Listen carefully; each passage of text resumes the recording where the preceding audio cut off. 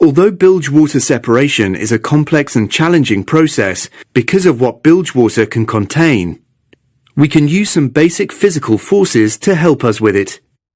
This learning unit is to remind you of the mechanisms by which separation of oil and particles from water can be achieved. This will help you to understand better how different types of separators work. Do you know which force is present on a merry-go-round, a roller coaster, and a washing machine? That's right, a centrifugal force. The outward force on a body moving in a curved path around another body.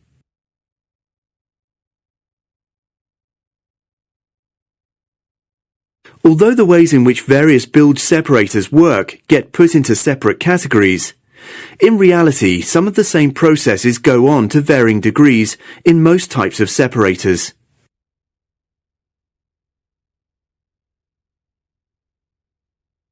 Coalescence. When particles or oil droplets coalesce, it means that they come together.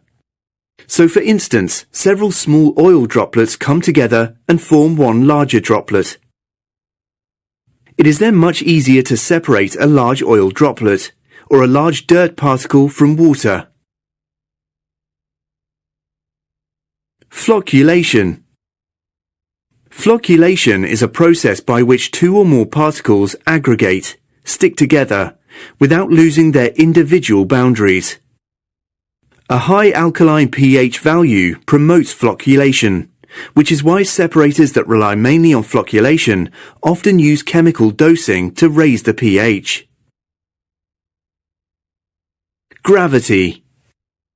Nearly all bilge water separators use gravity separation at some point in the bilge water treatment process, even if it is in the bilge tank.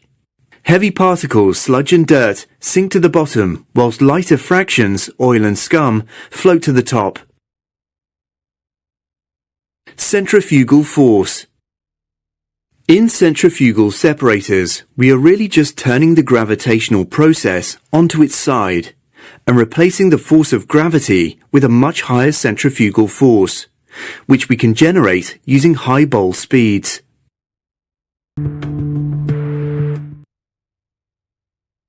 Let's take a closer look at a typical centrifugal separator system. The bilge water separation process starts in the bilge tank.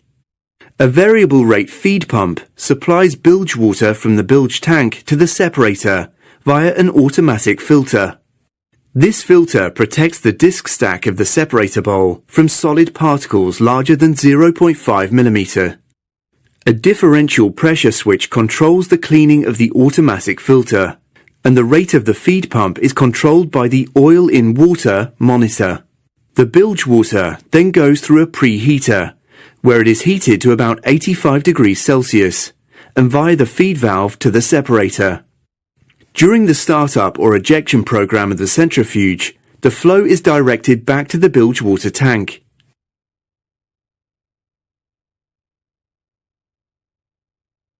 Centrifuges for bilge water are very similar to the ones we are familiar with for purifying oils. A disc stack is placed inside the bowl to create a laminar flow and improve the separation effect. Oily water is fed into the separator via a centerline feed tube. There are two outlets from the separator, one for oil and one for water. The solids will be discharged from the separator when the bowl opens for periodical self-cleaning. The purified water goes to the oil monitoring equipment before being discharged overboard. The oil goes directly to the waste oil tank. The solids go directly to a sludge tank. In some systems, an absorption type filter may be fitted after the separator. When used, this enables the oil content to be further lowered to below 5 ppm. Most current legislation demands that treated bilge water must contain less than 15 ppm. Nowadays, however, most bilge separator manufacturers are working towards 5 ppm, which is already a requirement in some localized areas of the world. Annex 1 of MARPL says that for a vessel above 400 GRT, machinery space discharge outside a special area is allowed when the ship is proceeding en route. The oily mixture is processed through oil filtering equipment, meeting the requirements contained in Annex 1. The oil content of the effluent without dilution does not exceed 15 parts per million. The oily mixture does not originate from cargo pump room bilges on oil tankers, and the oily mixture, in case of oil tankers, is not mixed with oil cargo residues. For machinery space bilges, special area requirements lie in the requirements for the bilge water separator itself. It must have an automatic alarm and stopping device. All the details of the requirements for pollution prevention equipment are included in IMO's MEPC 10749 document. Special areas are listed in MARPL Annex 1. Local regulations often apply in places like the Great Barrier Reef, for example, and new special areas are being added to different annexes of MARPL all the time. The IMO also lists particularly sensitive sea areas which need special protection because of their significance for mankind. The bilge holding tank is for bilge water. Waste oil or sludge should go to the sludge tank, from where it can either be burned in an incinerator or discharged to shore reception facilities.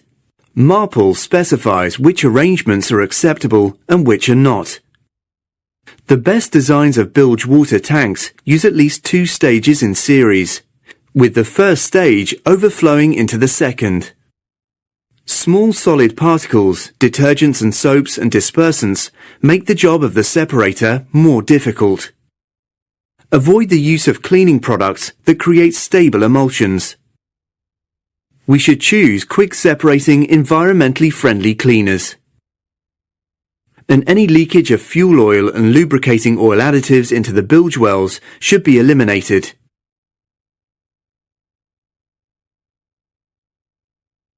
Most types of separators use many of the same physical processes.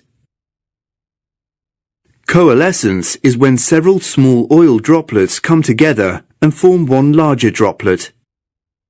Flocculation is when 2 or more particles aggregate, stick together, without losing their individual boundaries. Gravity. Nearly all bilge water separators use gravity separation at some point in the bilge water treatment process, even if it is in the bilge tank. In centrifugal separators, we are replacing the force of gravity with a much higher centrifugal force.